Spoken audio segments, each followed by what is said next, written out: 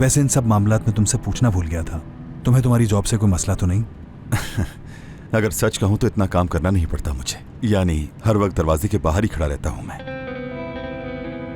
तुम जानते हो पिछले कुछ दिनों में क्या कुछ हो गया है हमारी जिंदगी में।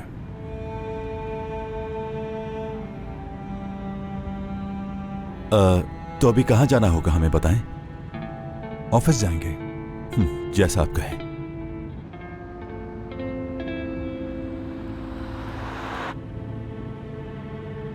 अच्छा, तुम रह कहाँ रहे हो जुनैद? तुमने बताया था कि तुम किसी दूसरे शहर से आए हो और तुम्हें इस शहर के बारे में मालूम भी नहीं। अभी तो एक होटल में रह रहा हूं। हाँ, मगर बहुत जल्द अपने लिए रहने की जगह ढूंढ लूंगा। समझ सकता हूं। तुम मुझे ऑफिस छोड़कर घर चले जाना अगर चाहो तो। मैं आज रात देर से घर आऊंगा।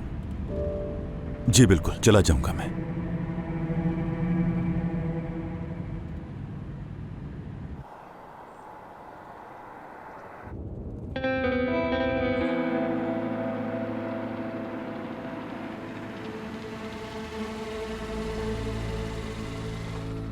हद होती है, ये तो बिल्कुल सर का दर्द बन गई है। पागल हो जाऊंगी मैं।